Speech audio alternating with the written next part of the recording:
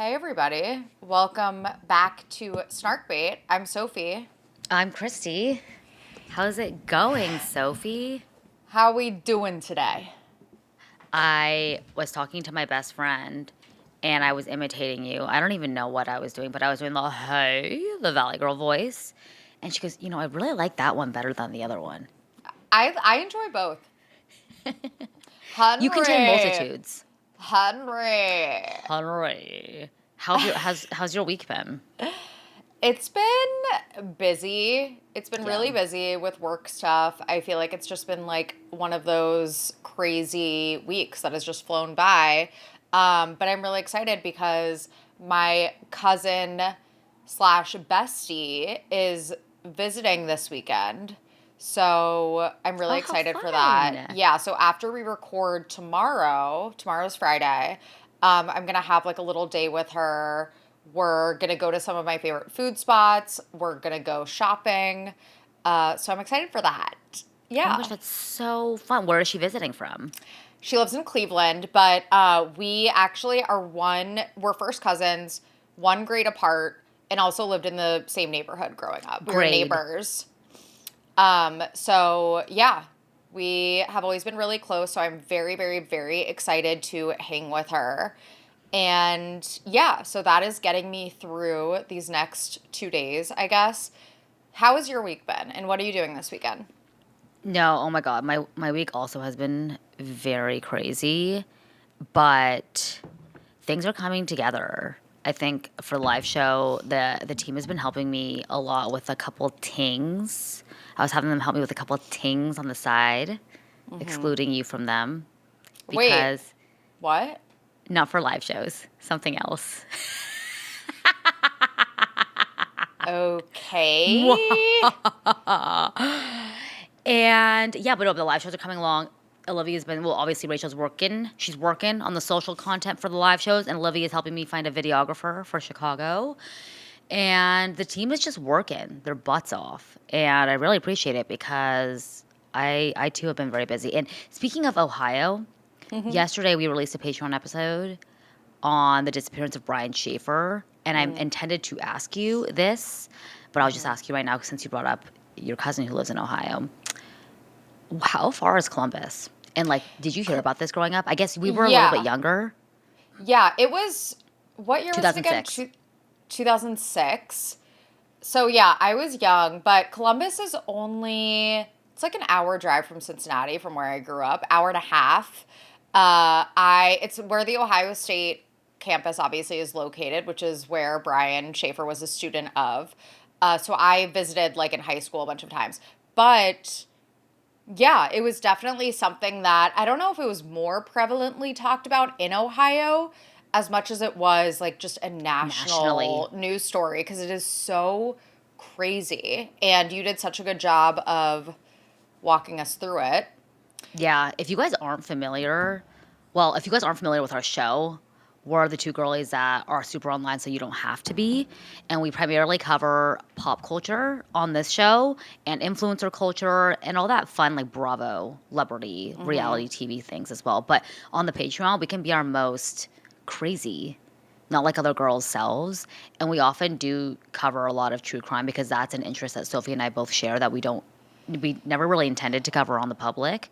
Yeah. But disappearing, like cases of people just vanishing out of thin air have always been very fascinating to me. And we've already covered on the Patreon the stories of Mara Murray and Bryce Lespisa.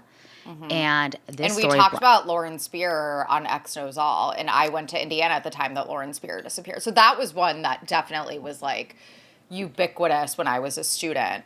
yes, yeah, that's a good one that I think we might have also covered. I can't remember on the Patreon maybe as well, or just on X Knows All. But like Sophie and I wouldn't say share a love, but share a really huge interest in that specific story. Yeah.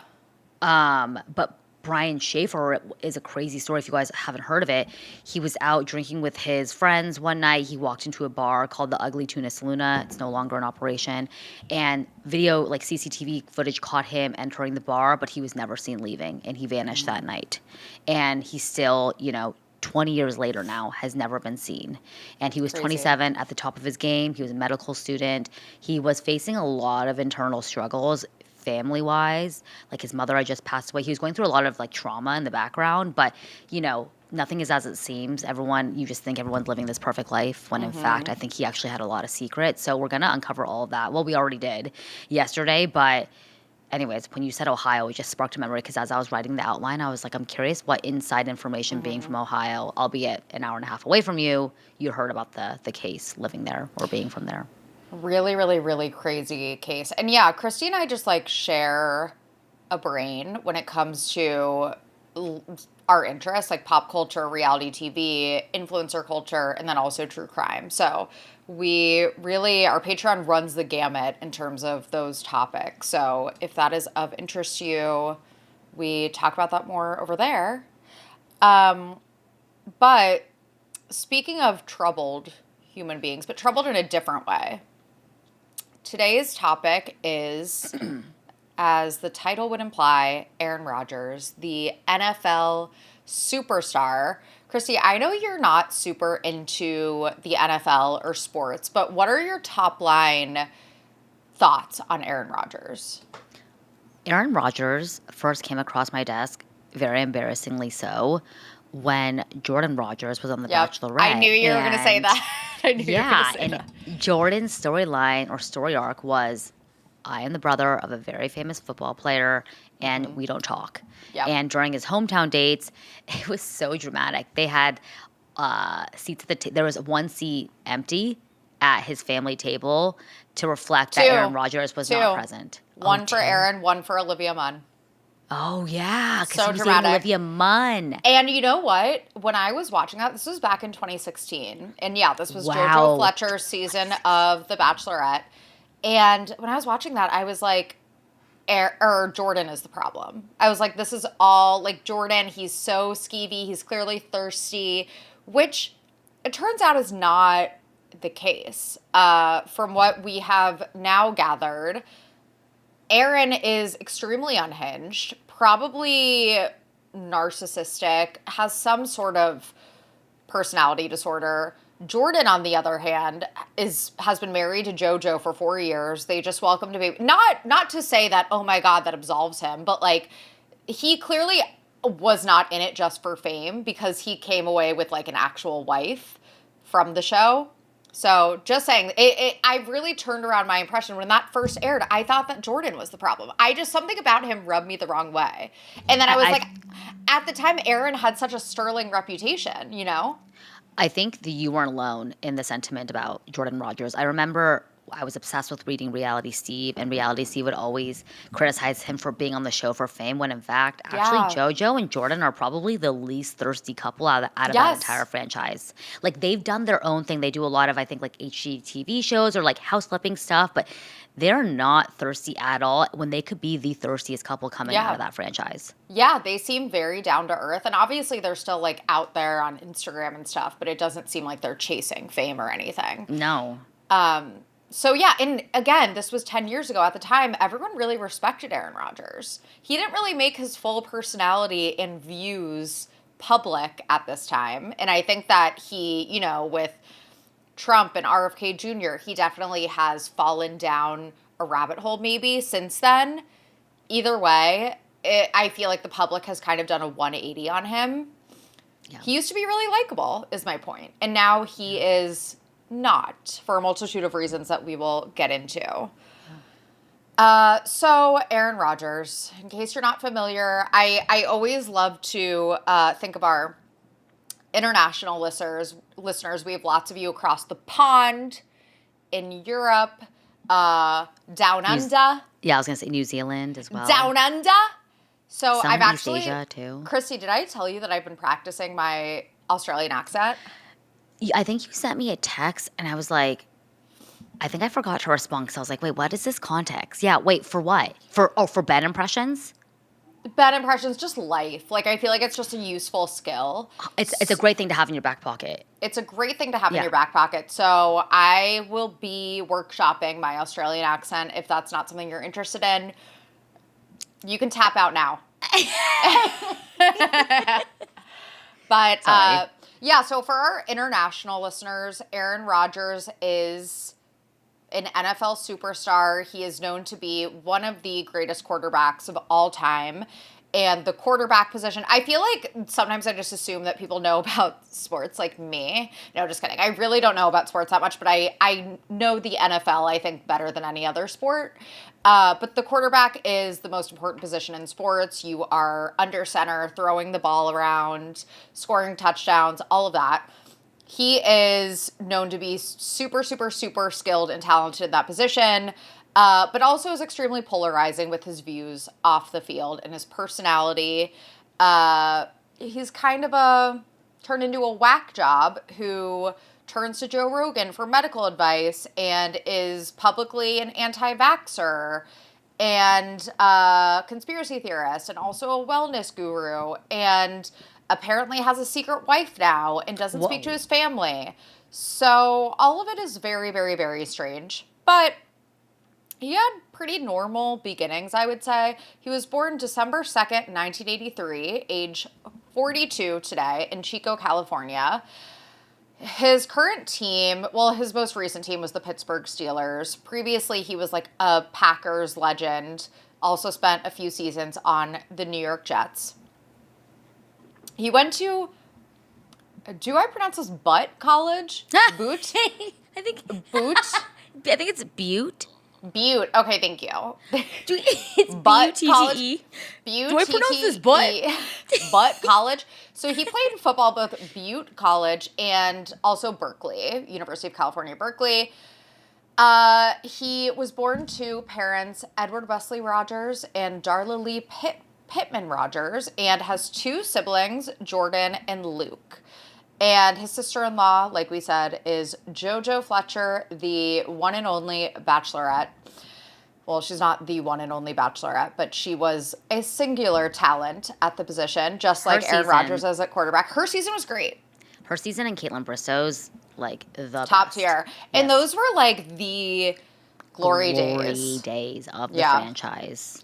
Those days are over. And we actually, I mean, this is a perfect segue into the emergency press conference that we were actually recording right after this, all about the Taylor Frankie Paul stuff. We're recording on Thursday, March 19th, so hopefully you listened to that when it came out last week. Anyway, okay. So Aaron is a Super Bowl champion, Super Bowl MVP, 4-time NFL MVP, 4-time first-team All-Pro, et cetera, et cetera. He has tons of accolades in the sport. He has broken tons of records over the years. So, again, very, very, very talented at his position. It's a shame that he happens to be a little bit crazy. Yeah, I was going to say that him going to Berkeley is interesting because I feel like that's a very liberal college, and albeit that was like decades ago for him at this point. But he had, I don't know, I feel like that's some pretty formative years. Not to say that every time a student goes to UC Berkeley that they come out like a raging liberal, but I feel like you would learn, or maybe that actually started his hippie lifestyle. Now that I'm thinking about it, he's kind of a hippie. He also, like, I feel like at Berkeley, first of all, he transferred there, so he didn't spend all 4 years there.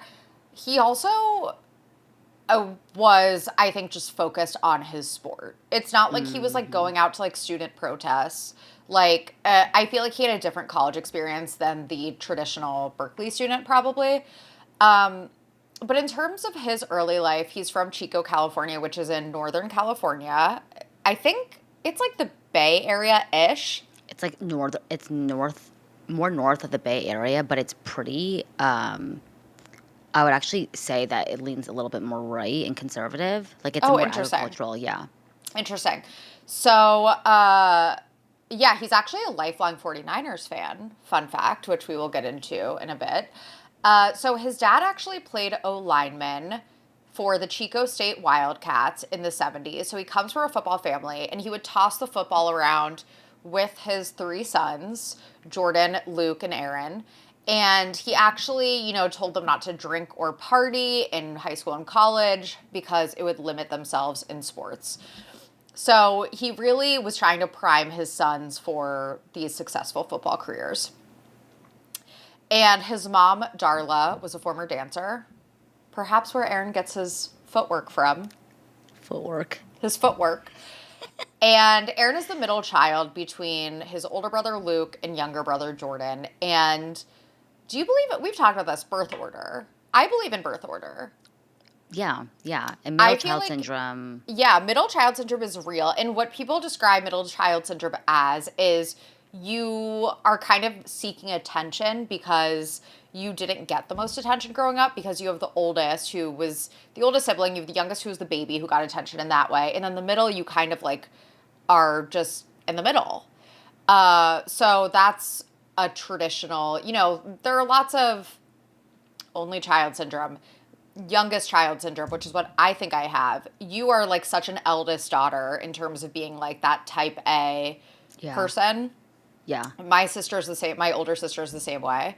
So I believe in birth order. I think that definitely informs how we are as adults, in my opinion. Yeah, and I think that a lot of middle children, at least the ones in my life, would agree that it can be tough. Like, you're not the firstborn who's Yeah. like, I don't know, so special because they're the first, and then the Yeah. youngest is doted on. Like, the middle child, where do I kind of fit in? So I have no doubt that this might have played into his issues with his family. Like, I've seen it in my own family, Yeah, totally. So the family moved to Oregon, Beaverton, Oregon, for a time, then ended up moving back to Chico. And that is where he set a bunch of school records as the quarterback at his Chico high school. Pleasant Valley High School, actually, is what it was called. And he graduated in spring 2002. And when it came to deciding on where to go to college, most of the D1 programs were not interested in him, despite his great record. The issue was that he was kind of small. So he, as a freshman, was 5'3". His junior year, he was 5'7". And his senior year, he was 6 foot, 180 pounds. So he wasn't like the most,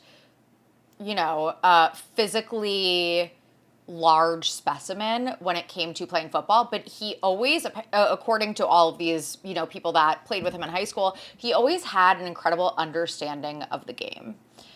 And I think that's what people say about him today, is that it's not like he, is this crazy, freaky, freak of nature athlete. It's that he's really, really, really smart when it comes to knowing the game and understanding the game, reading a defense. He also has like a cannon for an arm, but for the most part, he's not like built like some crazy specimen. Yeah. So he actually wanted to attend Florida State and play under head coach Bobby Bowden, but he was rejected. And he was eventually offered an opportunity to compete for a scholarship as a walk-on from University of Illinois, but he declined. He even considered quitting football altogether and trying baseball. He also toyed with giving up pro sports in general and going to law school. But he was eventually recruited to play football at Butte Community College. No, just kidding. Butte Community College in Oroville, a junior college about 15 miles southeast of Chico. And the head coach of the team was his neighbor, so he was a nepo recruit, if you will. Yeah. And once at Butte, he showed up 6'2", 200 pounds, a little bit bigger than high school. He threw 26 touchdowns, led Butte to a 10-1 record, the NorCal Conference Championship, number 2 national ranking. Very crazy for a junior college. And then that's when the University of California, Berkeley head coach Jeff Tedford came to Butte to recruit a tight end, spotted Rodgers throwing passes, and was stunned nobody had offered him. So he transferred to Berkeley. And he ended up, being very successful there. Upset number 3 USC in triple overtime as a sophomore, threw for 5,469 yards and 43 touchdowns in 2 seasons, declared for the 2005 NFL draft as a projected number 1 overall pick. He went from like the scrawny, nobody underdog to the guy that everyone was like, he's going to be a superstar in the NFL. Yeah, from him to go from 5'3" to 6 foot in 4 years in college, like, it's kind of crazy he had a growth spurt that much that later in life. I know. Christy, you were just waiting for yours. No, I knew when I was 11, I was like, this is as good as it's going to get. The doctor was like, yeah, you're not going to grow anymore. I'm like, Oh fuck. my God, that's so funny. One of my biggest, not insecurities, but like what I think is going to be the most shocking when people see us at our live show is that I'm going to come on stage and I'm so short. Like, I don't think you guys understand how short I am. But she's so cute. Like, I'm very petite. So I think people think I'm taller just because of my personality, but like I'm shorter than 5 foot, so I'm just like scared of what people are gonna they're gonna be Oh my like, God, scared. They're going to be like, Sophie is this huge giant. no. Next No, to Chrissy, everyone- it's funny because I'm like 5'5". Like, I'm not like a giant in real life. I'm That's a even perfect like height for a girl. among some of my friends, I'm even like the shortest one. So it's funny when I'm with Christy, I am like Jacob Elordi. You know, every time I take photos with any of my friends, Christy, I don't want to be by Christy. Not because I'm like so thin. It's literally just because I'm like so short. Well, I look like a giant next to you. I No, need to be everyone very does. careful about the heels that I wear. Like, I can't wear like super high heels or else like I will tower over you. I'm gonna come in with like stripper heels, like 6-inch platform. Oh, please you know, because Please do. I gotta make up for the when I'm lacking in height. The behind the scenes from our photo shoot, for our cover photo shoot, and Christy's wearing like heels. I'm like barefoot and in sneakers in some of them, and I'm like doing the splits to be the same height as her. It's so funny. Our and then cover photo. She was standing Yeah. on a crate. Yeah. So our cover photo, even though I'm taller than Sophie, it's because I'm standing on a crate and making me like 2 inches taller than she is, but it's all a facade. It's all an That's some illusion. BTS for you guys. Oh my God, it's so funny. Your girl likes to have a good time. Is that illegal? But sometimes that sucks about going out is how awful you feel the next day. And thankfully, Cheers is here to change that. Even if you're just having a completely normal night, like a couple glasses of wine at dinner, a friend's birthday, whatever, the next morning just hits differently. Even if I think I'm doing everything right. Baby Snarks in their 30s and above, I know you know what I'm talking about. And what I didn't realize until recently is that it's not just dehydration. Alcohol actually affects your brain and your liver, which is why you can feel off even if you drank responsibly and did everything right. This is why I'm so happy I discovered Cheers Restore. They're capsules you take after your last drink or before bed, and the ingredients support both your brain and your liver. I personally keep them on my nightstand, so if I go to dinner, have cocktails with friends, or just have a random Tuesday night glass of wine, I take them and actually feel like myself the next day. And this isn't just some random internet product. Cheers was originally developed by a Princeton student, was featured on Shark Tank, and has sold over 50 million doses, which makes sense because it actually works. Take Cheers Restore after your last drink or before going to bed and wake up feeling at least 50% better or your money back. For a limited time, our listeners are getting 20% off their entire order by using code SNARKBAIT at cheershealth.com. Just head to cheershealth.com and use code SNARKBAIT for 20% off. After you purchase, they will ask where you heard about them. Please support our show and let them know that we sent you. In case you haven't heard me talk about it 750 million times, I am an auntie. And for as long as I can remember, my nephew Miles' favorite things to eat are Little Spoon. Literally, since he was a little bebe. They're literally the kind of meals and snacks that you want to steal from them because they look so good. Miles is now newly 3. He's growing up so fast, I can't believe it. And he loves the Little Spoon plates now. They're easy, heat and eat meals with superfoods and hidden veggies, perfect for picky eaters and getting mealtime on the table in minutes. His favorite and my favorite is the mini pancake puffs with chicken, vegetable, maple, sausage, and sweet potato, along with the mac and cheese with invisible butternut squash and carrots. I'm hungry just talking about it. Little Spoon also has the best snacks for when your toddler is on the go. Miles loves the puffs. They're organic, made with simple ingredients, and easy for his cute, chubby little hands to grasp. With 100+ ingredients banned across the board, you don't have to overthink labels or second guess what you're serving. It's already been thought through for you, and that confidence makes all the difference for parents and aunties like me everywhere. Feeding the kids doesn't have to be complicated. Little Spoon makes it easy with real, nutritionally balanced meals and snacks designed for every stage. It shows up ready to go, takes the pressure off, and somehow still gets devoured, veggies and all. No artificial dyes, flavors, or sweeteners either. And you know what? That's a win I'll take every time. Get 30% off your first online order at littlespoon.com/snark with code SNARK. That's LITTLESPOON.com/snark with code SNARK for 30% off your first order. We've talked before about how OneSkin isn't just hype or fancy packaging, it's science. Especially during these bitter, cold winter months in New York, my skin feels like sandpaper these days. I'm so desperate for genuinely effective and hydrating skincare. And that's where OneSkin comes in. The OneSkin founding team started out by figuring out that if visible signs of aging like fine lines, wrinkles, and loss of elasticity are all caused by the same so-called zombie cells, the best course of action is to reduce those cells to slow the aging process instead of just trying to cover it up, you know? Again, this is science, and that's why it works. While most skincare brands are just band-aids to surface level problems, OneSkin treats skin at the cellular level with their patented OS01 peptide, the first ingredient proven to target senescent cells, the root cause of those aforementioned wrinkles, crepiness, and loss of elasticity, all the key signs of aging. Don't believe me? These results have been validated in 4 different clinical studies. OneSkin is the real deal. Born from over a decade of longevity research, OneSkin's OS01 peptide is proven to target the visible signs of aging, helping you unlock your healthiest skin now and as you age. For a limited time, try OneSkin with 15% off using code SNARK at oneskin.co/snark. That's 15% off oneskin.co with code SNARK.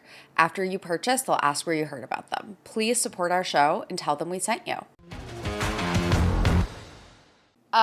Okay, so the 2005 NFL draft. Like I said, Aaron was a Northern California kid, lifelong 49ers fan. He was widely projected to go first overall to San Francisco. San Francisco had the number 1 pick. The stars were aligned. It was going to be perfect. And he was invited to the draft, and the NFL invites, the players that they're pretty certain will go in the first round to special green rooms during the NFL draft. Have you ever watched an NFL draft? I've seen clips of it. I've never watched like a full. I'm trying to think. I think I watched some documentary where they were getting drafted. I don't know. I just seen it on a documentary. Yeah. Did you ever see Russell Wilson's when he got drafted and his girlfriend at the time was like, no, I forgot whose documentary it was. This is going to bother me now. But look up Russell Wilson draft photo. His girlfriend at the time was like, hell yeah. And then they were broken up like less than a year later. Oh. I know, it's so sad. So all of these teams like desperately needed quarterbacks. He did not get drafted first overall. Are you looking at the picture, the Russell Wilson one? No, and it's worth looking. We'll post it on our Instagram. Russell Wilson draft. Oh my God, her mouth is like so long. She is like juice, which like I totally get. She was very excited. Yeah, totally understand. So did not get drafted first overall, and then all of these teams that desperately needed quarterbacks also passed on him. And by pick number 15, everyone was like, "What's going on?" Aaron was like, "What's happening?" National TV cameras stayed locked on his face for 4 hours and 35 minutes, which is this is like my worst nightmare. And this has happened to a couple drafts. I remember, Victoria Fuller's ex-boyfriend from the Titans. What was his name? Victoria Fuller Will Levis. The same thing happened to him where he was projected to go really early and then fell, I think, to the second round. And it's always so embarrassing because the camera is on them. You can tell that they're getting disappointed, that everyone in the room is like, what's happening? What's going on? So this was, a very embarrassing moment for Aaron and could have led to him having like a chip on his shoulder as he entered the NFL. But he was eventually picked at 24 in the first round, and the Green Bay Packers selected him. And there are a couple of reasons why he fell in the draft. People were concerned that he was a quote-unquote system QB, meaning he wasn't that talented and he just thrived in a system. Like, you could slot in any quarterback and could be good and perform just as well in a system if the coach, propped them up a certain way. He had a high shelf throwing motion seen as something that needed to be worked on, a project. and a too confident personality that seemed to rub people the wrong way. Okay, so he's always been known to be arrogant. Yes. So it gave him a chip on his shoulder and probably influenced his entire career. And he constantly needs to prove that he is worthy, smart, etc. So Aaron sat behind Brett Favre, who has also gone off the deep end, by the way. Brett Favre is also the worst. Remember when I thought, are you Oh, thinking Brett Michaels. Brett Michaels. We were talking about Rock of Love, and Christy was like, oh, yeah, Brett Favre. Rock of Love with Brett Favre. Something about Sophie, she loves VH1 reality shows. Oh, I do. Oh, my God. We have done a bunch of Patreon episodes on some of the most iconic VH1 reality shows. Megan Wants a Millionaire, Rock of Love, Flavor of Love, Charm School. Rock of Love was like the trashy version of Bachelor. Oh my, trashy. How dare Please, you? how dare you? I Love New York, iconic. Oh my God, so many good moments. Are you thinking what I'm thinking? What? Cameron Diaz washes her face with Evian water every morning. Every morning. That was The Fabulous Life of. And which like was you remember also like on the VH1. shimmer, the sparkles with that sound effect. Yeah. It's like Mary-Kate and Ashley Olsen with the Range Rover. Gee. Like I don't know. That was me trying That was really good. That was really Yeah. good. We actually talked about why VH1 stopped making reality TV on our Patreon. It was because of a murder that actually happened. And that episode is called The Megan Wants a Millionaire Murder. So just another quick plug for our Patreon. Yeah. So anyway, back to Brett Favre, not Brett Michaels. He was a backup for 3 full seasons, appeared in just 7 games over those 3 seasons. And yeah, that always sucks, I feel like, for some of these NFL stars that go from being, you know, the it girl, belle of the ball of their college to having to be a backup for years and years and years. And it depends on the program. Like, some people get drafted and they're immediately thrown into the ringer, thrown to the wolves. You're going to start right away. It depends on, you know, the team. Other times they're like, we just need a successor or backup option for our star quarterback. And at the time, Brett Favre was the star and Aaron was just a backup. And that is always probably really frustrating for some of these players. To me, I'm like, I want to get paid millions of dollars, just like sit on a bench. Are you kidding me? It's the best job ever. You I don't know, get but to work. You just watch your friends. You just watch. You're like, yeah, go team. Wait, so in football, this sounds so stupid. I know with basketball, there's 5 players simultaneously per team on the court. With football, it's not everyone on the team on the field? No. okay. Not at all. They have to have like Got it. depth. And it's probably the same thing with basketball. I don't know a lot about basketball, but like you have your starters and then you have, you know, a lot of backups. You also rotate positions because, you know, players get tired. It's a very physically demanding game and you need to let people, you know, take a break in between plays or whatever it is. So I think it's like a 50-man roster is what an NFL team is after, you know, they sign everyone when all is said and done. Which Many makes sense because like people? you don't see like 100 players on a field simultaneously. 53. It's a 53-man Yeah. roster is what an NFL team is when all is Got said it. and done. So Favre retired at one point in 2008, only to unretire. But the Packers head coach was like, it's time to move on to Aaron. It was Aaron's time to shine. And he stepped into those shoes. They were big shoes to fill. Stepped in, proved himself immediately.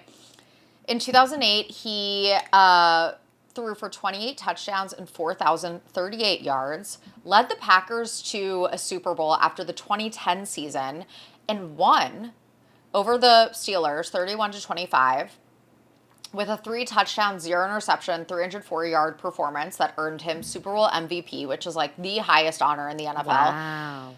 His 2011 season was one of the greatest in NFL history with 45 touchdowns, a record 122.5 passer rating, and a 15-1 record that ended with an upset loss to the Giants in the playoffs. And the 2014 NFC Championship collapse against Seattle is one of the most devastating losses in NFL history. The Packers led 19-7 with 5 minutes left. And the NFC Championship is like you win that game and then you go to the Super Bowl. So you're just one win away from the Super Bowl.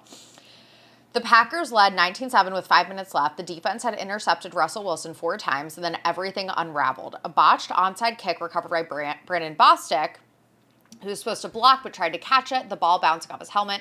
2 Seahawks touchdowns in 44 seconds and an overtime loss. Rodgers said this sting's probably never going to go away. It's one of those losses that just haunts him forever, and I don't blame him. He,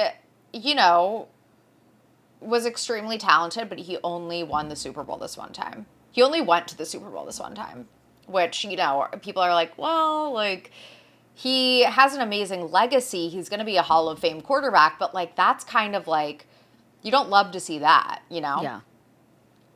He won 4 MVP awards, which is tied with Peyton Manning for the most ever throughout his career. 2011, 2014, 2020, and 2021. He threw 4 career Hail Marys, the most in NFL history. Do you know what a Hail Mary is? No, I mean I know the idiom. The term. But like, yeah. So in the NFL, a Hail Mary is when you're like, okay, we have 3 seconds left. We need a touchdown. If we don't score a touchdown right here, we lose.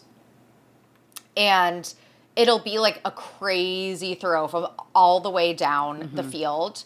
Crazy throw that's kind of just like based on, I mean, obviously a lot of it is having a cannon for an arm like Aaron Rodgers has, but also like just luck. You're kind of just chucking it down there and hoping that one of your wide receivers catches it. He's had so many of those. I mean, 4 in the NFL, which is very, very, very impressive. Yeah. Another career-defining moment. One of the Packers' bitter rivals is the Chicago Bears. They're in the same division.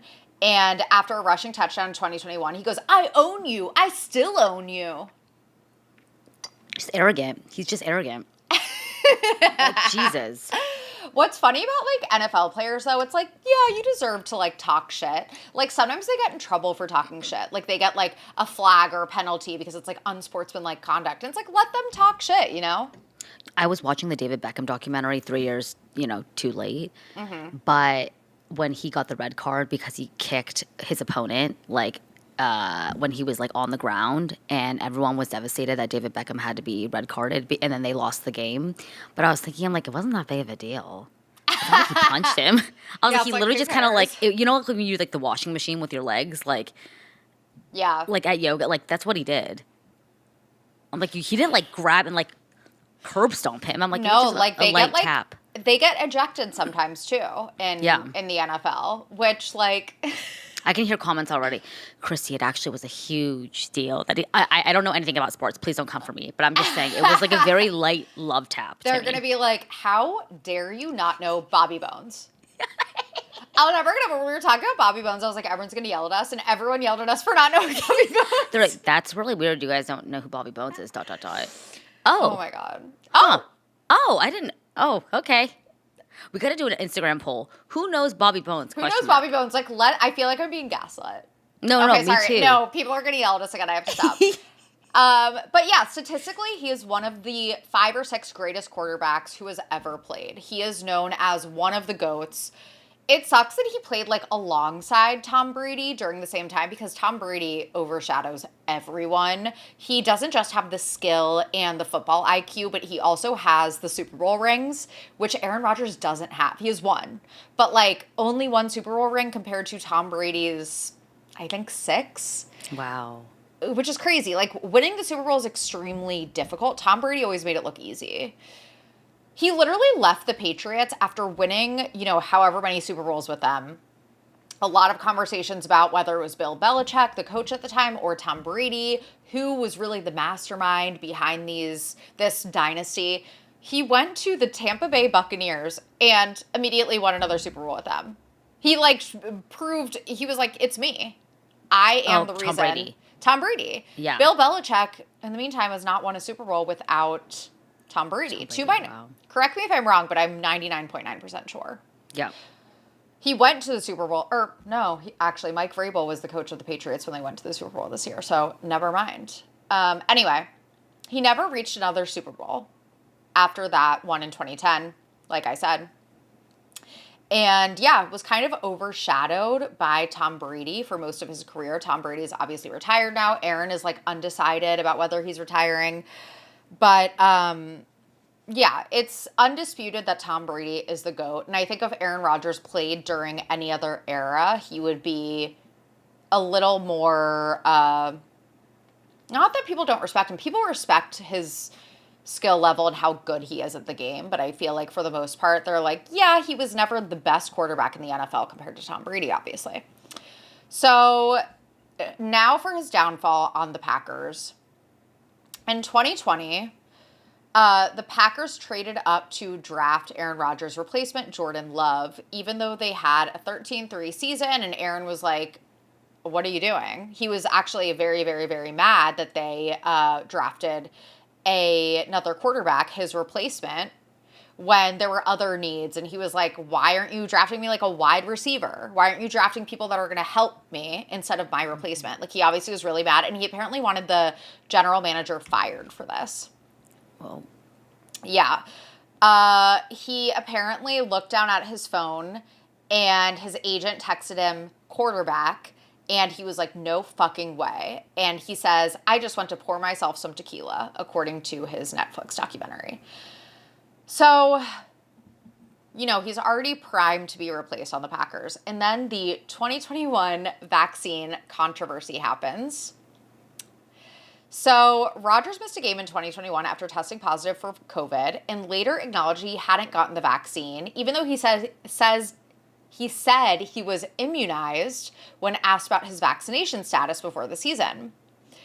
He was intentionally lying about being vaccinated, obviously playing with wordplay here and saying immunized, when he really did, like, I guess some holistic, in his opinion, immunization. yeah. He never got the vaccine, even though there were very, very, very strict protocols during the 2021 season. They were like, hey, we're going to, you know, try to keep this under control. Everyone needs to be vaccinated. If you're not vaccinated, you need to get a COVID test every day. You need to wear a mask around the premises. You need to social distance. Unvaccinated players had all of these protocols. He lied and said he was vaccinated. He apparently had like a little, remember our vaccine cards? Yeah. I hope you know where yours is, Christy. You know what? I actually do. Of But I course you think do. I threw it away. So Like, you I don't? remember I just found it and then I threw it away like probably last month. Why would you do that? Should that be like that should be something that like it could be in record books, you know what I mean? Could be like in a museum. Yeah. Yeah. So he apparently had like a vaccine card that looked like a vaccine card, but it was actually from his holistic doctor. I already know the type of person this is. Like, I please. know, like crazy. And so Yeah. he like was intentionally misleading and then eventually got COVID. And they were like, well, that's what you get. You know, like you weren't vaccinated. You were fucking lying. Just not good. In 2022, Aaron signed a 3-year contract before the 2022 season with the Packers worth $150.8 million with $101.5 million guaranteed, making him the highest paid player in North American sports history on an annual basis at that time. He broke his right thumb early in the season but continued playing, and the Packers finished 8-9 and missed the playoffs. 2023 is when he went to the New York Jets, and he went out carrying the American flag on Monday Night Football. It was September 11th, 2023. Everyone was like, oh my God, this is so, like, chills. Aaron Rodgers making his debut, carrying the American flag on 9/11 on the New York Jets. On the 4th snap of the game, he tore his Achilles. Oh. So that season was done for before he even really started. Damn. He ended up returning in 2024 to the Jets for a flop 5-12 season. Yeah, he wasn't really sure about his future after that season, but he eventually signed with the Pittsburgh Steelers in 2025. And he led them actually to a 10-7 record in the AFC North title this past season. But then really, really, really flopped in a 30-6 wild card loss to the Houston Texans. And as of today, he's a free agent who hasn't decided if he's done. He might retire, he might come back, who knows at this point. So, just like Shep Rose, Aaron's life and career has been heavily influenced by ayahuasca. He first tried it in 2020 and has completed at least 16 ceremonies. And he actually credits ayahuasca with his back-to-back MVP seasons. He said, I really felt like that experience paved the way for me to have the best season of my career. He described during his ayahuasca retreat prior to his MVP season as experiencing ego death and meeting a grandmother spirit. I was talking about this actually yesterday with a coworker about ayahuasca and ketamine therapy that the Mormon wives do, and it's Yeah. like I have no doubt these things are helpful. Like, I'm not saying they're junk science or that I'm not, turning my head to it.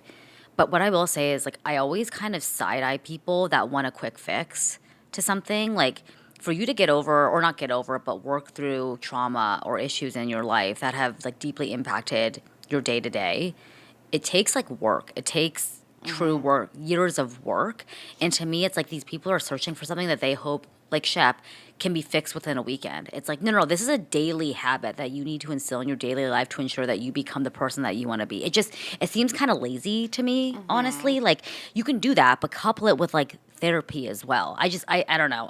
That's just my opinion. Like, You're I'm not entitled shading to anyone it. that does ayahuasca, but to me it's a daily ritual and it's a daily practice to Yeah. improve yourself and overcome demons. Totally. I'm curious, Baby Starks, if you've ever tried ayahuasca, because obviously what we hear about it via like Shep and Aaron Rodgers, and there was actually an episode of Industry. As you guys know, I started Industry earlier this year, and I love it, where they do ayahuasca. And I'm like so curious. I'm like, what is this? Like, why does everyone have does everyone have a transformative experience? You know? And I feel like the people that do ayahuasca are always coming out of it like you're still kind of a shit person. Like, I'm Yeah. talking about mainstream men, okay? Yeah. Like Jesse from the Valley. He came home Yes. after that ayahuasca trip and said, I want to be so much more affectionate towards Michelle. Yeah. Our marriage is going to change. They got divorced within like 3 weeks after that trip. It's like, do you know what I mean? Again, I'm not giving a blanket. I don't want to say a blanket statement about ayahuasca, but the very few instances I've seen, at least on TV, it's not very effective. Like, do the work. Actually show up to therapy once a week. It's an ongoing thing. You It's a can't just lifelong fix your journey. problems in a weekend. Like, it just kind of bothers me. I don't know. Oh my God, Jessie Lally is like such a good example. also. Yeah, like, it's I don't know. It's just, it seems very lazy to me. I'm so excited for the Valley to come back. Side note. I heard the Valley Persian style is like really good. Yes, though. I need to watch it. I also started Ladies of London, which Oh, is I heard really Ladies good. of London is killing it. It's so good, you guys. So that's a quick Bravo sidebar. 4 under 4, Danny Bucco. Oh my God, miss him. Okay, anyway. So yeah, let us know, Baby Starks. What is your experience if you've tried ayahuasca? Did you, have this breakthrough like Aaron Rodgers, like Shep, like Jessie I'm gonna be Lally? honest. Baby Snarks aren't going to ayahuasca retreats. I would be surprised if there's like an overlap. No, I would be genuinely surprised. Like, that's just not girly pop things. I'm sorry. I know, it's always just like gross men. Yes.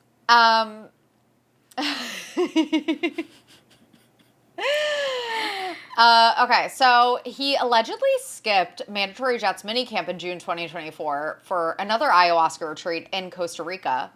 They're always in Costa Rica also. They're always, why? He apparently did a 4-night darkness retreat at Sky Cave Retreats in Southern Oregon also. And he apparently was in a 300 square foot underground room with 0 light, 0 sound, and 0 cell service. What if you did have cell service though? It was like 0 light, 0 sound. I'm just like on my phone in the dark. You're on TikTok. Yeah, on TikTok. Underground, yeah. And this was supposed to help him decide whether or not to retire. And he entered 90% retired and emerged demanding a trade to the Jets. So if you want to look at the little Sky Cave, there are some photos on the dock. What do you think? It kind of looks like when the Kardashians went to Lapland for like or somewhere in like Finland, I think, for the Santa Claus North Pole. That's what it's kind of giving. It kind of looks cozy, dare I say. Wait, who? Who went there? Kourtney Kardashian. Like with Scott Disick and Sophia Grange. Remember? Oh my God, I don't know When, why. Oh, I do remember that actually, yeah. yeah, and they went to the North Pole, but apparently it's very magical. It low-key kind of looks cozy, and yeah, I like it. Cute. What do It's you literally think? just like a dark windowless room. It's like an insane asylum, but cozy. I know, I feel like I would like, I don't know, maybe for a couple hours I would enjoy it and then I'd be like, okay, what now? Oh, I know. Like, are I you rem- allowed to like read? It doesn't even sound like you like read books. Like, you literally just like sit there and I think. mean, how could you? It doesn't look like there's. Oh, actually, no, there is light in this room. Yeah, there's like a little tiny bit of light, but I don't know. Again, just very odd. He's such a fucking weirdo. So let's circle back to his descent into MAHA, starting with his anti-vax outspokenness.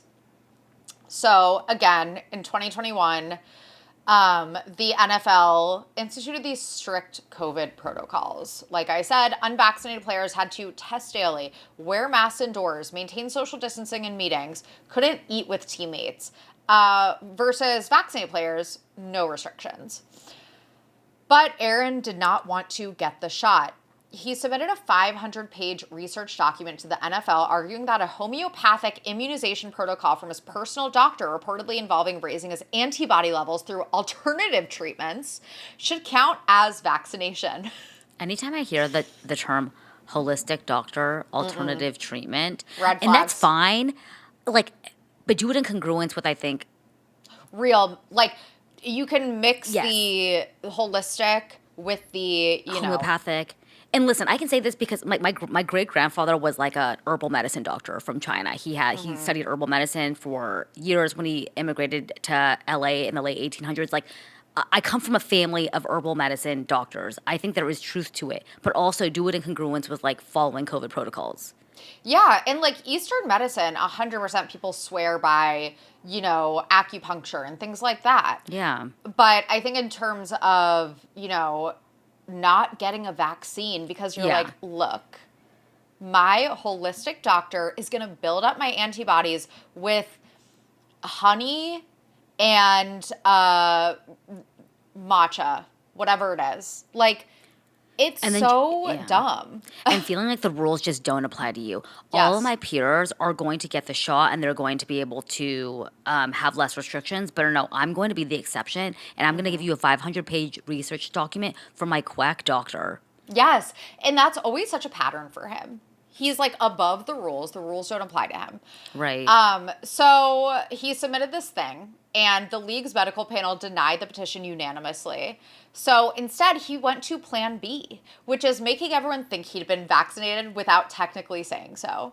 So at a preseason press conference, a reporter asked, "Are you vaccinated, and what's your stance on vaccinations?" And he had a very rehearsed, canned response ready to go. He said, "Yeah, I've been immunized." He then changed the subject and no one followed up. So Aaron later said he planned that exact wording and would only have elaborated if asked a follow-up. So for the next 2 months, he was at press conferences without a mask, attending team meetings without social distancing, and generally presented as a vaccinated player. Extremely selfish. Yes. He reportedly, like I said, carried an immunization card from his holistic doctor, which looked similar to the official vaccine card. Yeah. Which, isn't that like at the time that should have been like fraud? Yeah. I mean, you're misrepresenting your health when there are rules in place. Like, I just this is like so frustrating to me, honestly. He's like the worst. So in November 2021, he tested positive for COVID and was subject to a 10-day isolation protocol for unvaccinated players. And this was when it was officially confirmed that he had never received a COVID vaccine. So 2 days later, he was on the Pat McAfee show and gave a 45-minute manifesto on bodily autonomy, Joe Rogan, Martin Luther King Jr., the woke mob, ivermectin, and... Oh my God, not ivermectin. Oh my God, Yeah. stop. That's just like such a triggering word that takes me back. I know. You know what I mean? I know. Ugh. So he claimed during this 45-minute monologue that he was allergic to an ingredient in the vaccines. Give me a break. Yeah, give me a break. He said he consulted Joe Rogan. Because who doesn't consult Joe Rogan with medical questions? The same people that prescribe to this type of rhetoric are the same people that are in MLMs, just so we're clear. The like, what do you call it? The circle, those two Yeah, the circles. Venn diagram. There's not even a Venn diagram. There's a circle. It's a circle. Yep. Those types of people, Yeah. and they're the same girls that, hey girly, following up. Hey, babe, how are you doing? No, we are not in the same circles. Oh my God. So yeah, he consulted Joe Rogan about treatment protocols, and Rogan recommended ivermectin, which, as we know, is a medication the FDA explicitly warned against using for COVID. And hydroxychloroquine. How do you know how to pronounce that? I just remember it. Hydroxychloroquine. Yeah, Thank you. hydroxychloroquine, yeah. Thank you. Which multiple clinical trials had found ineffective against COVID. He confirmed he was taking both. He compared his situation to Martin Luther King Jr., saying he believed in the great MLK and his writings about unjust rules. You're comparing, like, your plight as a multi-millionaire NFL quarterback who doesn't want to get a vaccine to the civil rights movement. You cannot analogize the two things. It's just not the same. I'm speechless, literally speechless. He said he was in the crosshairs of the woke mob right now and worried about his cancel culture casket. So he was like worried about his free speech being restricted as he was like delivering this monologue on one of the biggest podcasts out there. Right. He said, I'm not an anti-vax flat earther. He just insisted he was a critical thinker who had done extensive research.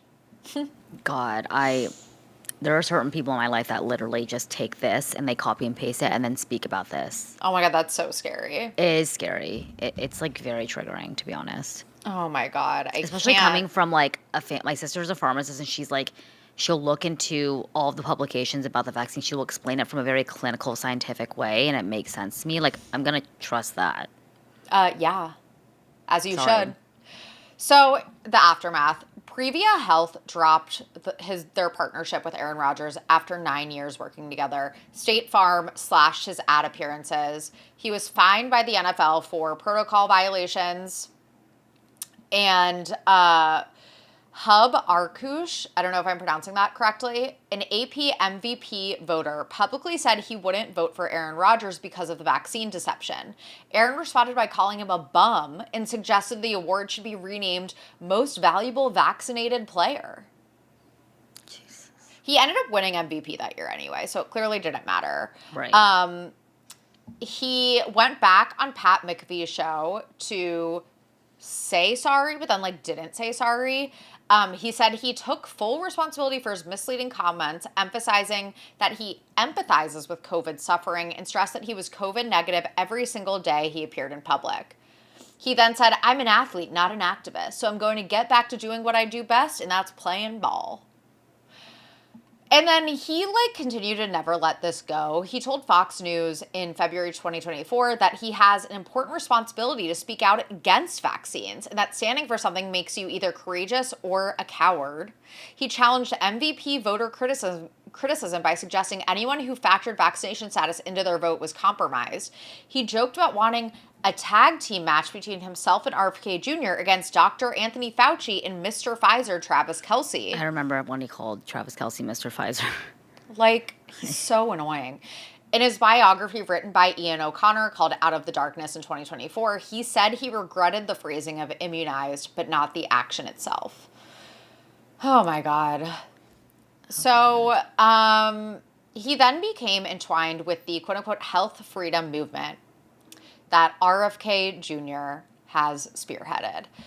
RFK Jr. and Aaron Rodgers bonded over pharma skepticism.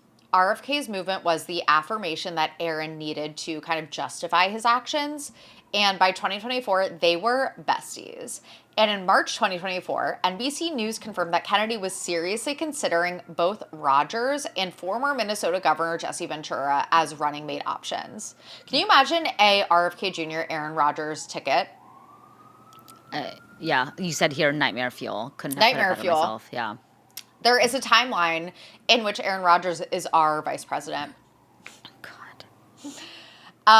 But on the Tucker Carlson podcast, Aaron described the conversation as Kennedy asking, "Would you think about being my running mate?" And Aaron replying, "Are you serious? I'm a fucking football player." He told CNN in May 2024 that he chose to continue his NFL career rather than enter politics.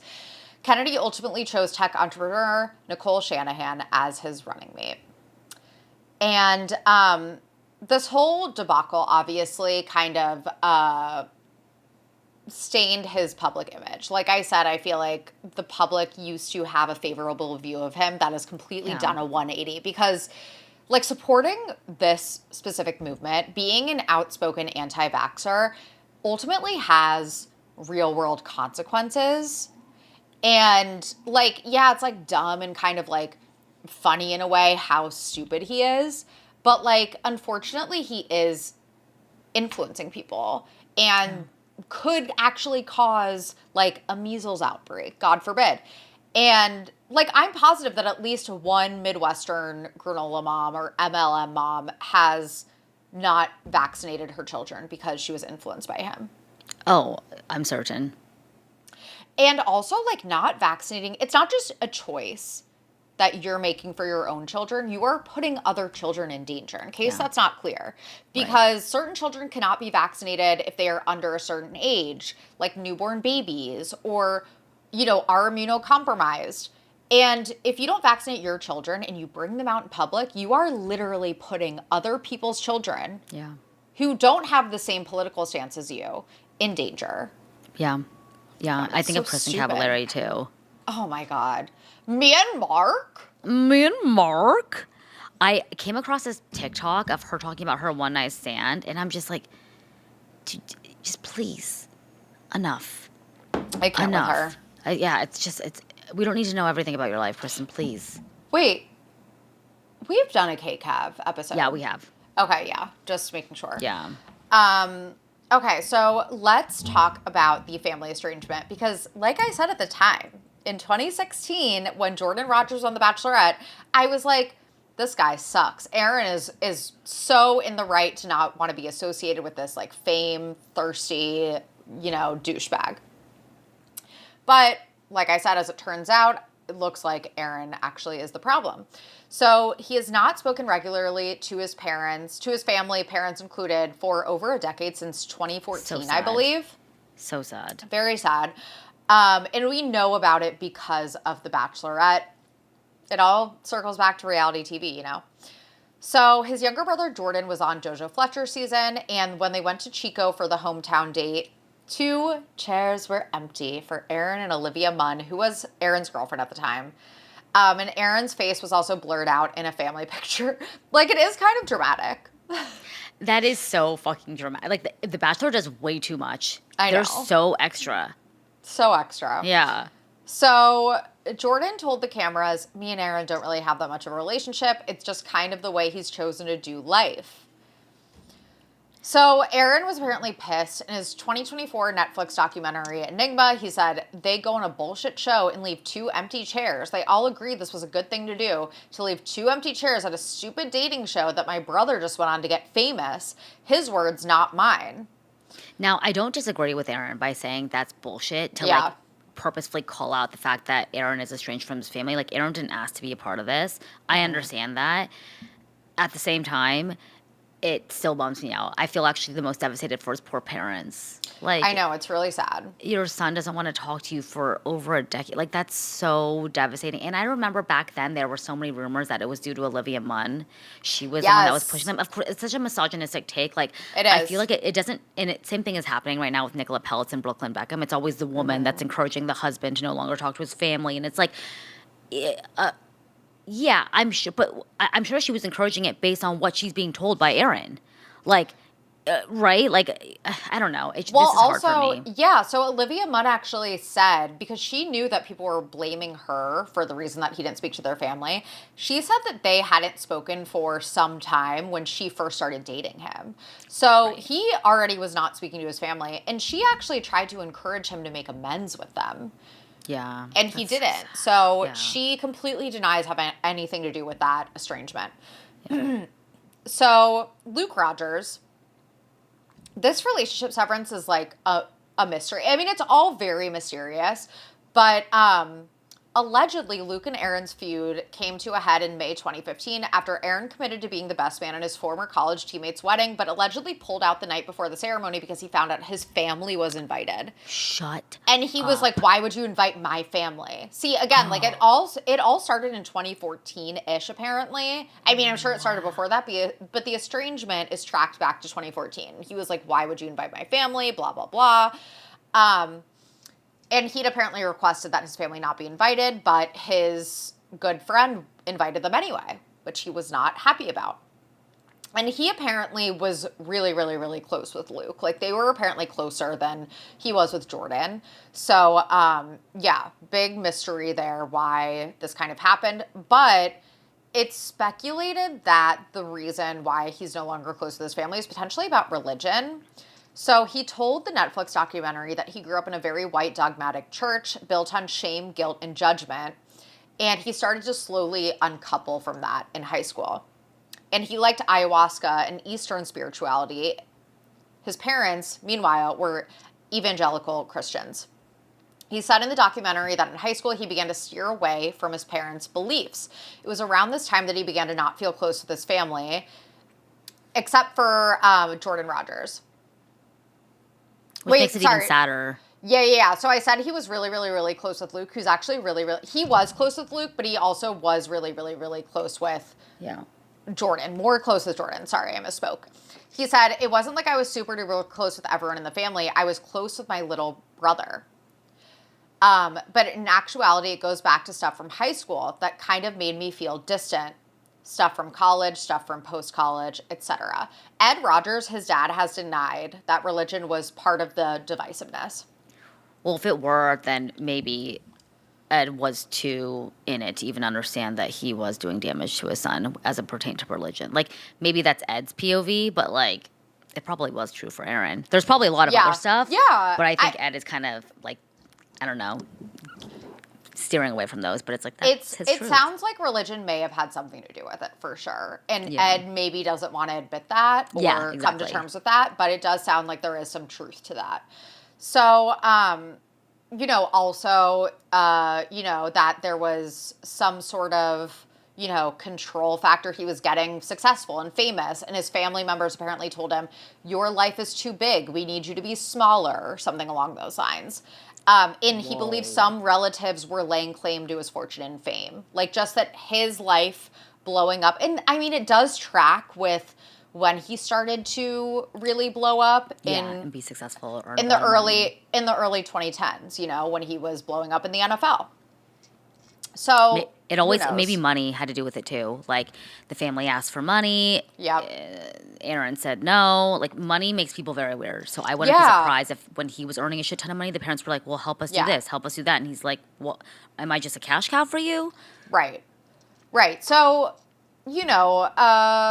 money and fame complicates things. So, again, this is all speculation. Like, we don't Sure. really know what happened. And all of this is coming from Aaron's side, where he's like, well, religion. And then they wanted, to lay claim to my fortune and all these things. Like, who knows what's actually true? It's just interesting that the rest of the family is still tight, Like, Yeah. okay, so then there's the Olivia Munn factor, which we said. Because the estrangement aligns with the start of their relationship in 2014, a lot of people blamed her, like she's like Yoko Ono or something. And yeah, like they speculated that, Ed and Darla, Aaron's parents, didn't love that, Olivia was very unfiltered and talked about their sex life in the press, and the couple lived together before marriage, and et cetera, et cetera. Wow. They're But very traditional, the parents, it seems. yeah, allegedly. And Aaron allegedly told them, don't attack the woman I love. Olivia Munn later said on Watch What Happens Live with Andy Cohen that Aaron hadn't spoken to his parents for like 8 months before we started dating. So again, she has completely denied that that had anything to do with it. In 2023, Aaron's dad Ed attended a golf tournament to be close to Aaron. They were able to speak briefly during the event. Hugging and saying "I love you" to his son apparently brought Ed Rodgers to tears, according to his own recollection shared in the Aaron Rodgers biography. And in 2025, by the time Aaron secretly married a woman named "quote unquote" Brittany. He's always doing these secret marriages. Remember when he like dropped the fact that he was engaged to Shailene Woodley in like yeah, 2022? but at least she was real. Oh, Brittany. There's no proof. There's no proof that this person exists. What the fuck? So his family, by the time he secretly married this woman, his family did not know who she was. No one knows who she is. Family member told the Daily Mail, "I get being secretive, but come on." Okay, so his relationship history, like we said, Olivia Munn. 2014 to 2017, they met at the 2014 ACM Awards, and she claimed she didn't know he played professional football. I remember thinking they were such a hot it couple at the time. Do you remember this? Oh, yeah, of course. Yeah. Yes. I was like, oh my God, goals. Like, you have a beautiful actress, an NFL player. What's not to love? They did red carpets together. And yeah, after they broke up, Olivia, like I said, was like, I was not the reason he didn't speak to his family, okay? Like, stop blaming me. She says on that Watch What Happens Live that she actually tried to get him to mend the relationship with his family, but Aaron did not take the bait. So Danica Patrick was next. She is a NASCAR legend. They dated from 2018 to 2020. And she also apparently encouraged family healing, but didn't end up happening. So they actually bought a $28 million Malibu mansion together in cash. And Aaron made some controversial religious comments on Danica's podcast, saying he couldn't believe in a God who wants to condemn most of the planet to a fiery hell, which reportedly devastated his parents. So maybe, again, there is some truth there in terms of the religion thing causing a divide. Right. Danica later described the breakup as sudden and one of the most painful times of her life. He then moved on to Shailene Woodley, who they dated from 2020 to 2022. And Shailene Woodley, as we know, is also very on the, holistic medicine, wellness She train. like, doesn't have a cell phone. Like She drinks bone makes broth. her own soap. Yeah. She's just very unrelatable. Yeah. To me. So he revealed their engagement during his 2021 MVP speech, and she actually defended his anti-vax stance at one point, which is kind of why I side-eye Shailene Woodley to this day. For a couple of reasons, but mostly that. She has a laundry list of weird things that she's Yeah, done. she's just like a weirdo. Yeah. Sources said he was putting football first, and they were barely spending any time together. This also aligns with when he won NFL MVP 2 seasons in a row, so he was really like, leaving it all on the field, as they say. Yeah. She has said that something really awful and traumatic happened in early 2022, alluding to this being when the breakup happened. She also said that she decided to remain in a toxic situation because she found herself empathizing with someone else. Adding empathy kind of kept me in this loop of feeling everything for everyone, whatever that means. But she alluded to it being kind of like a toxic relationship. So mid-2022, he starts dating an influencer named Blue of Earth on Instagram, but her real name is Charlotte Brereton. And this was never Is she a yoga publicly- teacher? She sounds like she'd be a yoga teacher. Basically, you know what I mean? Something like that. This relationship was never publicly confirmed by the couple, but people figured it out. She was a self-described medicine woman who hosts a podcast called Deja Blue and founded a modern mystery school for women. Jesus. Yeah, but this is the kind of girl he needs, actually. This is the perfect type for him. Yeah, Someone it's like they sound compatible. Yes, the modern mystery school for women. And he can host like a brother retreat with like the modern mystery ayahuasca And like talk retreat for about men. like conspiracy theories. Yeah, exactly. They dated while he was living a solitary life for 18 months before the 2023 season with the Jets. They reportedly did ayahuasca together on a darkness retreat. When she was stranded in Peru during civil unrest, she publicly shaded Aaron on Instagram for not helping. She made a cryptic Instagram post to her followers sharing insights about love and friendships and marriage. Her story post featured the text, "My life is filled with the souls of women I love, the ones who make my belly ache from laughter, who catch my tears." Oh my God. She eventually became friends with Danica Patrick, so his other ex-girlfriend. So I'm sure they bonded over Aaron being a weirdo. So in 2014 is apparently when he met Brittany, quote unquote, his current quote unquote wife. So she was first mentioned by name on the Pat McAfee show in December 2024. No public photos of her exist. No marriage certificate has been found. She's never appeared at a game. Aaron's close friend AJ Hawk learned about the relationship on live television. But Aaron reveals that they actually first met in 2017 and that she told him she'd never live in Green Bay and didn't want to be a player's wife, and that she then moved back across the pond suggesting British origins. Who knows? Yeah. He has talked about her wanting privacy and not wanting to be a celebrity, but like it all draws more attention to her because it's like, who is this person? That is like, so there's so crazy much that we've never mystery. seen. Yeah, Yeah, never we've seen, never like, seen photos. No one knows if she even exists. Like, it's Yeah. really weird. So this ladders back up to one of the biggest rumors that has plagued him for a really long time, which is the speculation that he's closeted. And this has followed him for pretty much his entire career. Yep. And many blind items that are written about it. Many blind items have been written about it. It's just been speculated by pretty much everyone online for a really long time. Yeah. And I don't even know how it started. People say that his relationship with Kevin Lanfleezy, his former personal assistant who lived with him in Green Bay for several years, starting around 2008, that's when it kind of started. Other people cited that,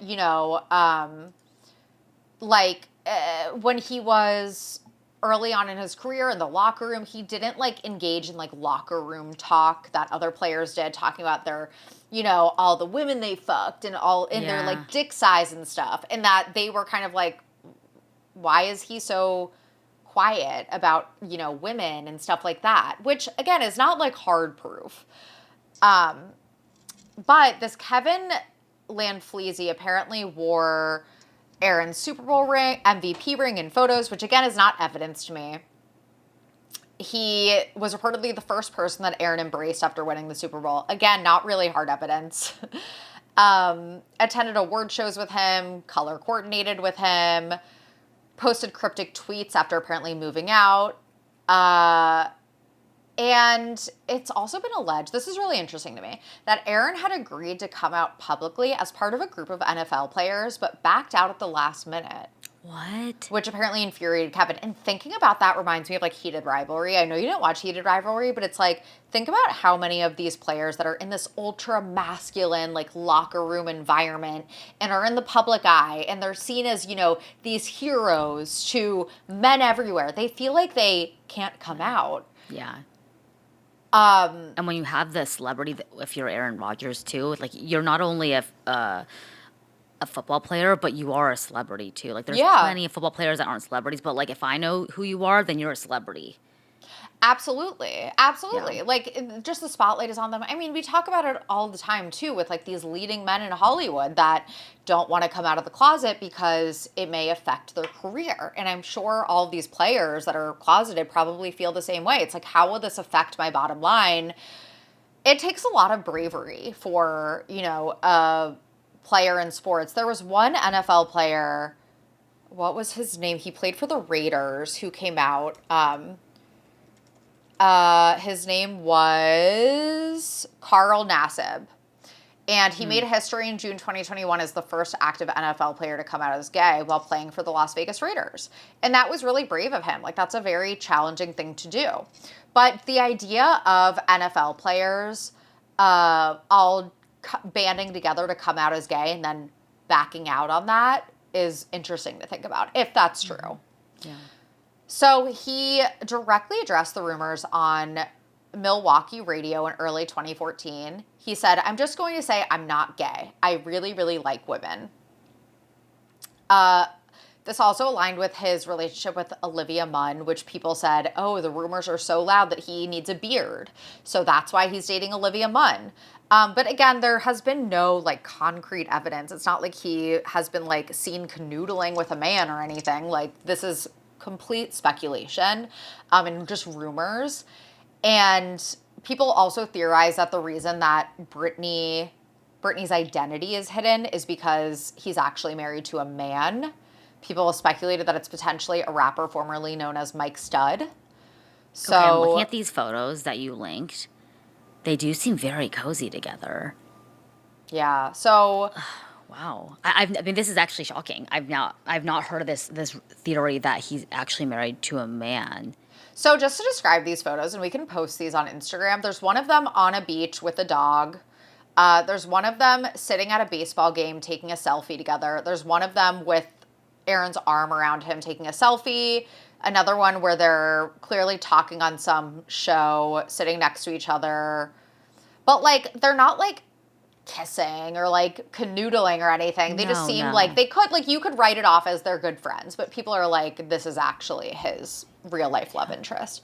Yeah. Yeah, and then in his book, like I said, some of those early Packers teammates were, like, the first people to question his sexuality because, you know, the locker room, they were like, what's his deal? You know, we're all bragging about our sexual conquests. He doesn't. And then he became it's kind of sad that they, like, apparently, like, bullied him a little bit.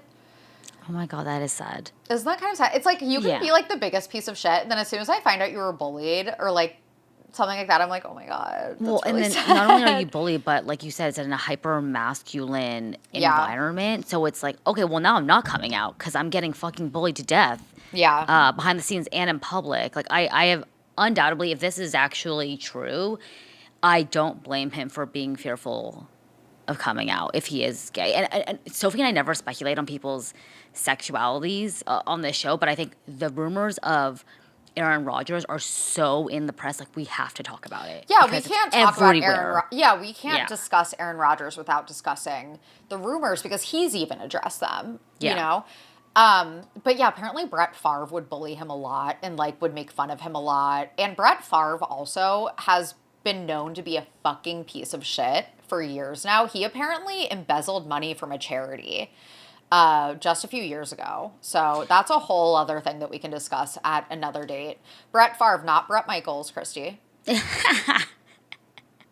So that is sad. I know I shouldn't feel bad for Aaron Rodgers, but picturing him being, like, forced to be closeted potentially. Again, this is all speculative, but, like, if this is true and he has been closeted because he was bullied from the first day he entered an NFL locker room, that's really sad.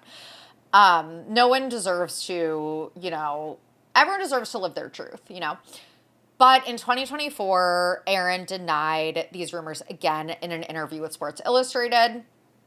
He said, I was upset with the framing of these rumors because it was meant to shame the idea of being gay. And I have so many friends that are gay in the community. So he said, I'm like, say anything you want about me, but do you understand these people are using this to shame the idea of being gay?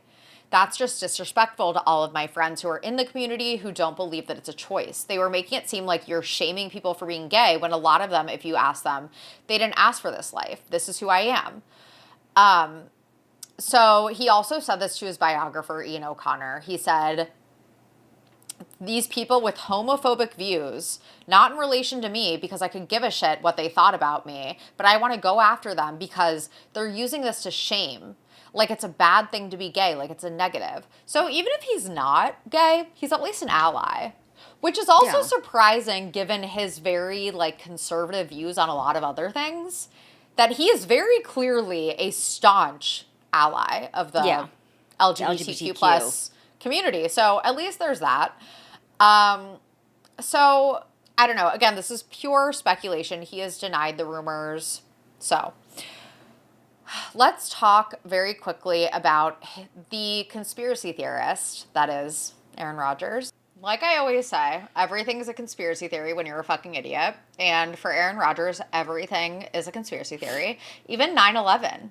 Former teammate Deshaun Kaiser revealed that in his first quarterback meeting with Aaron in 2018, Aaron shut the door and asked, "You believe in 9/11?"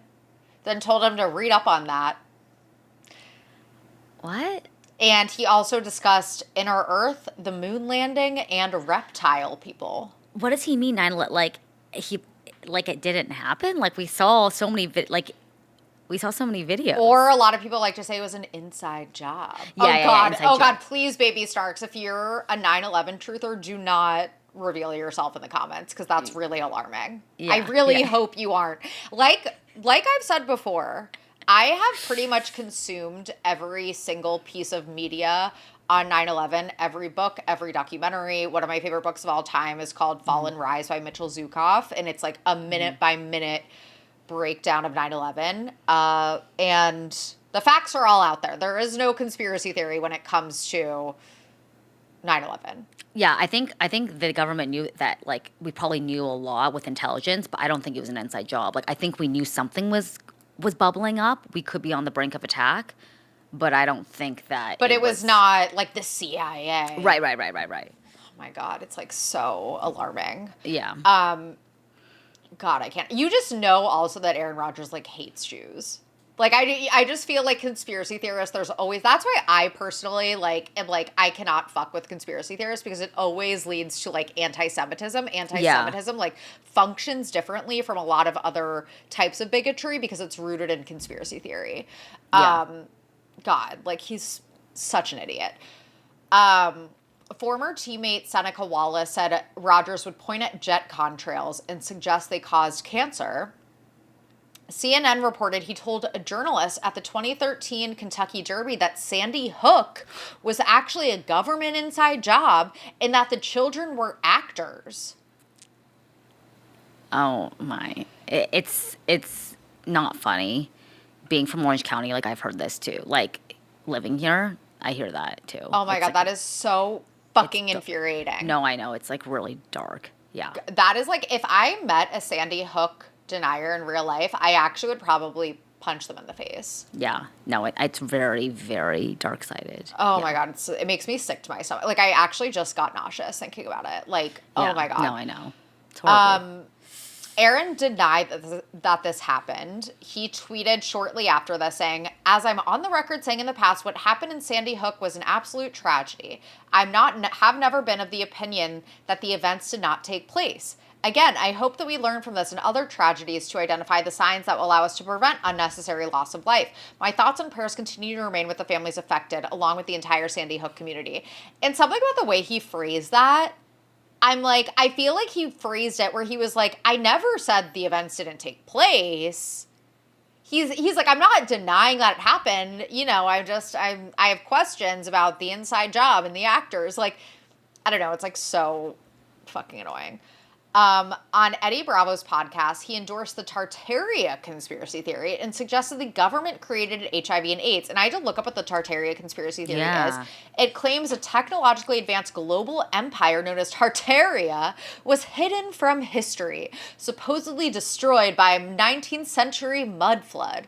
Adherents believe magnificent, demolished, or neoclassical buildings worldwide were built by this civilization, which supposedly provided free wireless energy. This is like such a niche. That's when you know he's in deep. Like I've heard a lot of conspiracy theories, but I've never heard of Tartaria. And so many conspiracy theories are like, why? Like, why? Like, what is the benefit? And like, historians hiding this from us. Like, what is being gained here? Like, I just don't understand it. Yeah. No, I know. It's so fucking stupid. I'm sorry, like, I keep saying that, but I'm like, I just cannot get over how stupid this is. Like, conspiracy theories are so stupid. They are, yeah. I mean, yeah, they are. And I know that, like, there are some that might, like I know that our friend of the pod, Shannon from Fluently Forward, there are some that like, what's an example of one that Shannon believes in? Well, I think this isn't even I think that Epstein could very much be alive. Oh, yeah. Like, Yeah, like, that's a or like he conspiracy was theory that a lot murdered, of, and and yes. like that whole. I mean, I think that this is tiptoeing a line, but like a lot of the Epstein files that we've read are very aligned with like conspiracy theories from like 2020. Like, oh, this is kind of dark, you know. But I think some conspiracy theories aren't like. I don't want to write every single one off as bad because I think that like MK Ultra, for instance, like we never talk about that, but the government literally like Wait, put what's that? the government basically gave people drugs to like LSD to like for hold on, I'm not gonna, I want to actually say this correctly, like. See, the fact that you don't know it. Okay, illegal human experimentation designed and undertaken by the US CIA to develop procedures and identify drugs that could be used in altering human behavior. So they basically fed people drugs and without them knowing or violating their consent. Oh my God, I'd never heard of this before, but it has an actual Wikipedia page. Like, the Oh, no, Wikipedia is no. like, this happened. So No, this oh, you wasn't. know, like I'm shocked you haven't heard of this. No, this No, is a yeah. huge thing. So I think that like There are other it's things like this that, like, have happened but haven't been, like, exposed yet. yeah, so I guess like the government is capable of doing a lot Yes. of crazy things, such as MK Ultra. Yeah. But often things are written off as conspiracy theories to make you think they're too crazy. But like Yeah. crazier things have happened, I guess. So, Yeah. And I feel like also, like, so many, like, totally. Yeah. I think that conspiracy theories are often, like, a self-fulfilling prophecy. And I say this about, like, anti-Semitism, too, where it's, like, everything that will show you that this is, in fact, not a conspiracy theory, that this actually, like, is, like, 9/11 was what it was. They'll be like, yeah, that's exactly what a government trying to hide something would say. Like, it's like every factual piece of evidence that's presented to a conspiracy theorist will be written off as part of the larger conspiracy, Yeah. Yeah. So often, like, conspiracy theorists will fall into a deeper rabbit hole because it's such a self-fulfilling prophecy. But that's not to say that the government obviously is incapable of doing, like, fucked up secretive shit. They have, like, Yeah. entire, like, branches of government dedicated Yeah. to that. Yeah, I mean, like Edward Snowden, we could do a whole episode on him. How he said the government has been monitoring us for years, and he was a whistleblower. Now he's like literally, he's in Russia because he can't return back to the U.S. Like I think there are certain things in conspiracies that are real, but like some of the stuff is incredibly dangerous. What he is saying. Do your own research. Like, do your don't research. believe this fuck. He also claimed to have seen a UFO. And near a nuclear plant on the Pat McAfee show.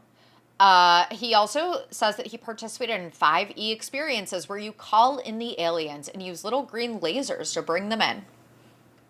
Bring them out, bring them out. Like, what do you mean? What do you mean bring them in? Like, they were just like, okay, we're here.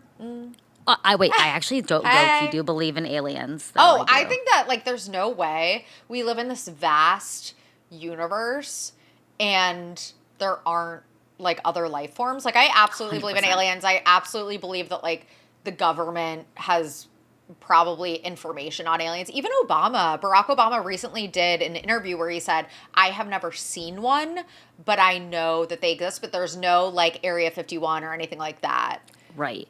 Well, we're going to do an episode on Patreon about Missing 411, and Shannon actually introduced me to this, but it's basically about people that go into the wilderness to camp, and they're never seen again. And there's a lot of theories that there's UFO activity that causes people to go missing in specific wilderness, like parks. It's like a huge correlation between people going missing in wilderness parks and, like, potential alien activity. Wow. Yeah. I swear, you guys, I'm not too crazy, but like, I love how we're like Aaron Rodgers, conspiracy theorist, and it's like so. So have you heard of MK Ultra? Like, which is not a conspiracy, but No, like, but, like, yeah. aliens, I think it's like pretty. I don't know. I feel like it's pretty normalized to believe in aliens because how we live in this vast universe. Like, there has to be other life forms. Exactly. And Earth, I think we've only been here for X number of years, but like life on other planets, what is the possibility of there not being Earth there, and we're like actually far more underdeveloped than they are? Oh my God, that's so scary to think about. It is scary to think about. Yeah, like it should. Like, it what should if there's scare like you. a Christy and Sophie on another planet? They're doing Snark Bait like 2.0. Like not only do they have like video across like Netflix and Hulu, but it's like holograms. Yeah, like they're That's just everyone's like they've nightmare. leveled up. Yeah. Oh my god. They're like, Um, please, no more, no more please, voices. please. Please. Um, yeah, crazy, crazy to think about, but entirely plausible. But so many of these things that Aaron Rodgers spews are just not like not a thing. Yeah.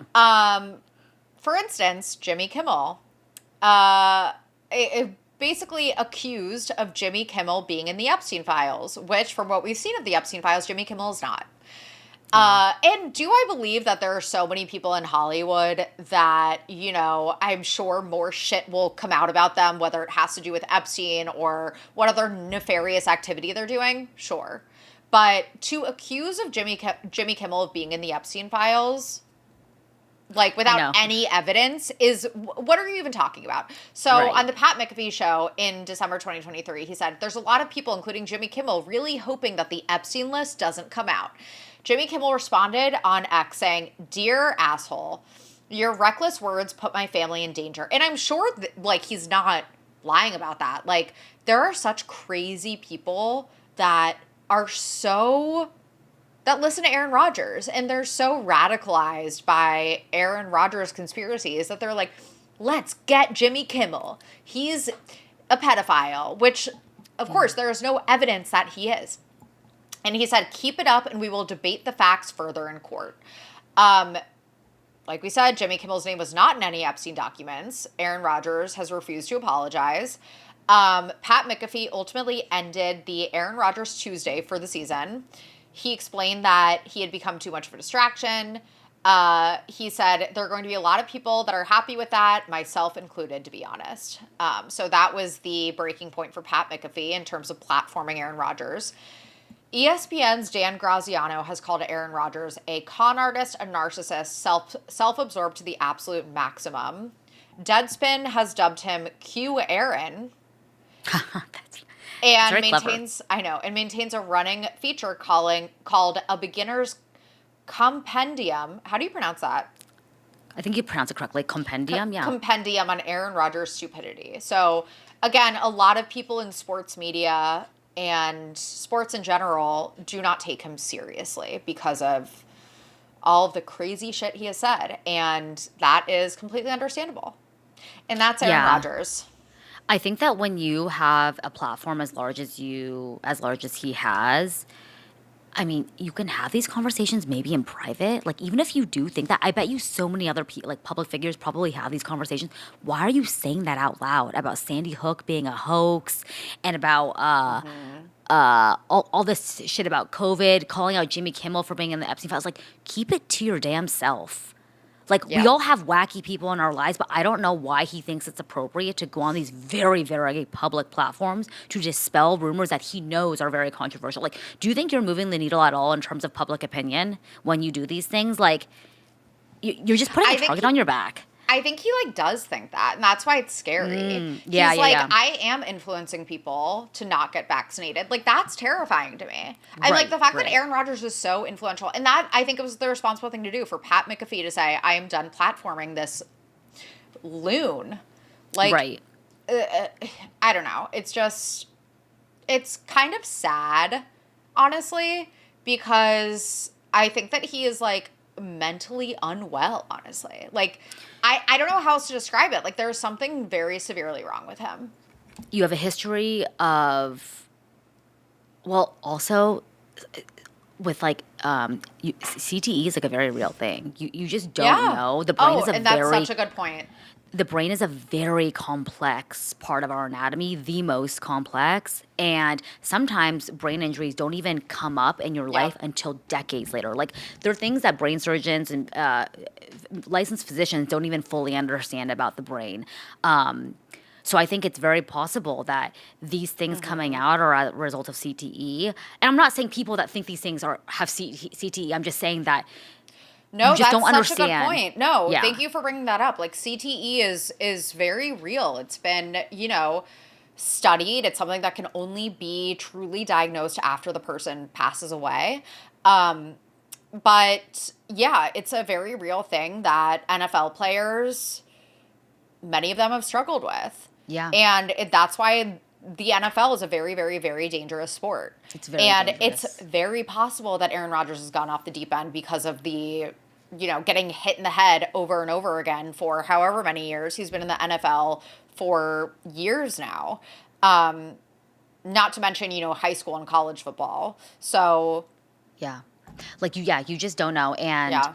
I think people that already have a predisposition for being a little bit like whether it be histrionic or narcissist or arrogant or whatever, these things could just present itself even far more strongly than they would have otherwise done if you didn't experience CTE. So I think that again, I'm not saying if you have CTE then you're this or that. I'm just saying like CTE, we can't not call that out because Yeah, it is no, thank very you for bringing that scary. up. It's Yeah. very real, and I think it's not an excuse, but It's not an excuse. it explains a little bit why he may have gone off the deep end because it's not clear that he was always like this. Yeah. And unfortunately for his family, like they don't even know who he is. If you think about it, he's probably been out of their lives just as much as he was in their lives. At this point, he's a full-fledged adult who has experienced many things that his family doesn't even understand. So at this point, Yeah. does the family even really know their son? I would be willing to say they don't. I mean, Yeah, your 30s are very formative years, and he's in his 40s. I mean, he's in his mid-40s, so yeah, he's probably done a lot of growth and change, and I doubt he's recognizable to his brothers and his parents. It's just Yeah. sad. absolutely. What a weird person. Let us know, you guys, if there's anyone else in the sports world, in the NFL in particular, who you guys would like a deep dive on. I don't know. Was this our first athlete that we've done? I'm trying to We think. did Joe Burrow for the public as a Patreon exclusive. Yes, yes, yes, That yes. we did it airways, yeah. Yeah, we did Joe Burrow on our Patreon and then also put it on the main feed. But yeah, let us know, you guys, if there's anyone else in the sports world. Aaron Rodgers is definitely the NFL's most divisive current player, though. That's for sure. He toes a line between pop culture and sports like perfectly, and Yeah. I think you hit both points like very well. So, nice job. Thank you. Yeah, you guys, all of our show notes are everything that we mentioned in this episode, like our Instagrams, our Substack that releases every Friday with links Sophie and I are loving, and just like reality TV recaps that Olivia does so beautifully for us, releases every Friday. Our live show links, our Patreon links. You can buy random episodes, but actually I find that to be like worse because you could just buy a monthly subscription, cancel it, and get access to our entire catalog for as long as you want for a month. So whatever you choose, it's all available for you guys in the show notes. And we will see you guys next week for another episode of Dark Energy Tuesday. Yes. Talk to you later. We will see you then. Bye, guys. Bye.